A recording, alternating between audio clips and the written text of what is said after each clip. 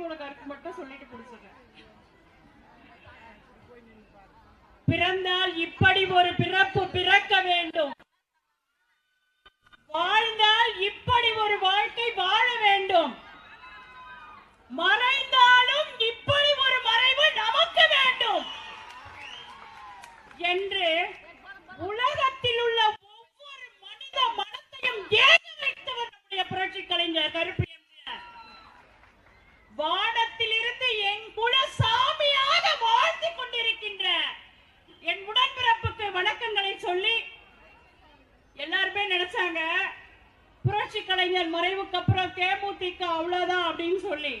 ஆனால் கேப்டனுடைய உயிரோடும் உணர்வோடும் ஒன்று கலந்த எங்கள் புரட்சியின் அரசியல் அன்னியாரோடு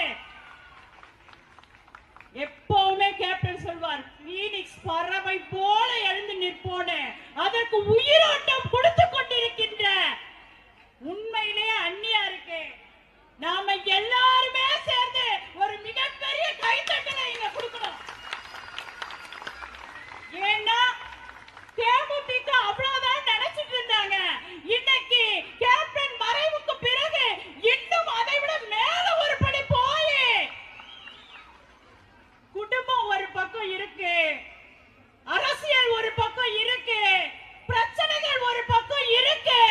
ஆனாலும் அதையெல்லாம் தாங்கி நின்று அரச மரமாக இன்று வழிநடத்தி கொண்டிருக்கின்ற எங்கள் அன்னையான அன்னியாருக்கு சொல்லி, இத்தனைக்கும் மேலாக ஒரு தளபதி இருக்கிறார், ஒரு தளபதி இருக்கிறார் நம்மிடையே.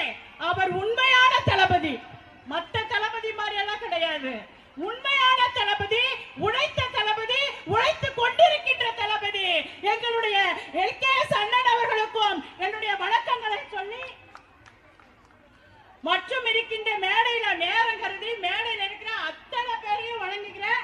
யார தவறா என்ன வேண்டாம், அத்தனை பேருக்கும் வணக்கங்களை சொல்லி, இன்றைக்கு முப்பெரும் விழாவாக கேப்டனுடைய பிறந்த நாள் விழா, பத்மபூஷன் விருது வாங்கிய விழா மற்றும் கட்சியின் தொடக்க விழா என்று அதிரடியாக அன்னியார் அறிவித்த அடுத்த நிமிஷம் இருக்கிற 72 மாவட்டத்திலேயும் உணர்வோடு நடத்தினாங்க பாருங்க நம்மளுடைய தொண்டர்கள். அதுதான் தேசிய முற்போக்கு திராவிட கழகம், அதுதான் தேசிய முற்போக்கு திராவிட கழகம். வாழும் பொழுது தோன்றி புகழோடு தோன்றுக. அன்னைக்கு திருக்குறள் சொல்லலாமா? ஏன்னா திருக்குறள் சொல்றதுக்கே பயமா இருக்கு மேடையில. இப்பெல்லாம் திருக்குறள் மேடையில சொல்லவே பயமா இருக்கு.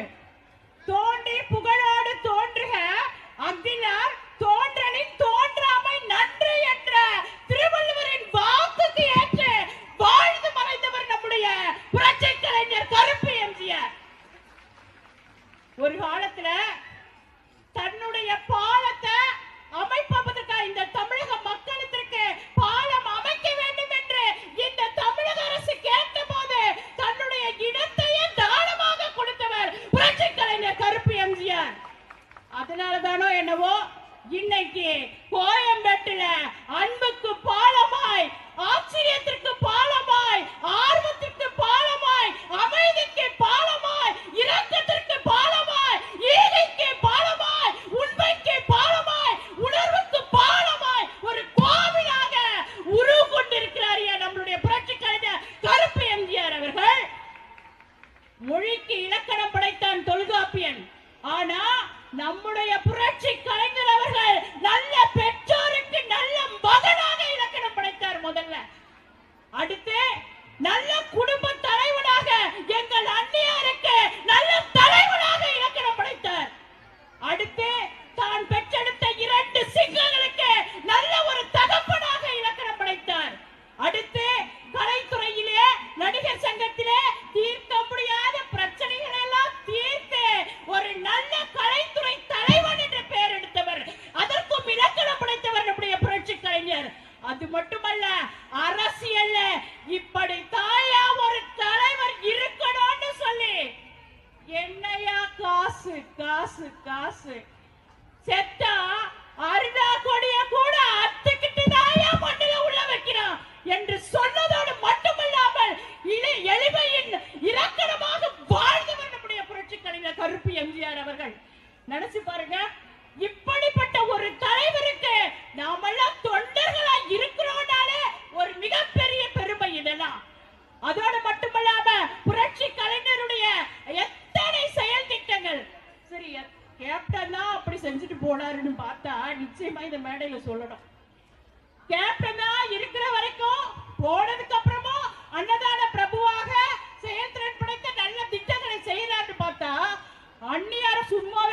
மாட்டேன்றாங்க.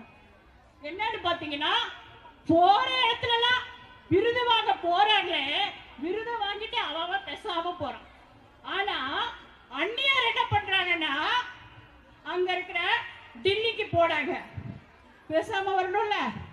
அங்க இருக்கிற டில்லி தமிழ் சங்கத்துக்கு 1 லட்சம் ரூபாய் அன்பளிப்பாக அறிவிச்சுட்டு வராங்க.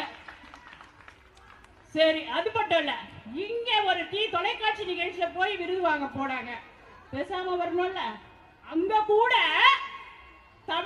சேவை செய்த ஏழைகளுக்கு சேவை செய்து கொண்டிருக்கின்ற ஒரு ஏழை மகனாருக்கு 2 சக்கர வாகனத்தை கேப்டன் பிறந்தநாள் அன்று இலவசமாக கொடுத்த ஒரு உத்தமமான செயலை செய்து கொண்டிருப்பார் எங்களுடைய அந்நியார் அவர்கள்.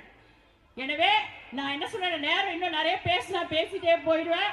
அதனால நம்முடைய புரட்சி கலைஞர் எப்படி செயல்பட்டாரோ அதே போல நம்முடைய அந்நியார் அவர்கள் நம்முடைய கழகத்தை காத்து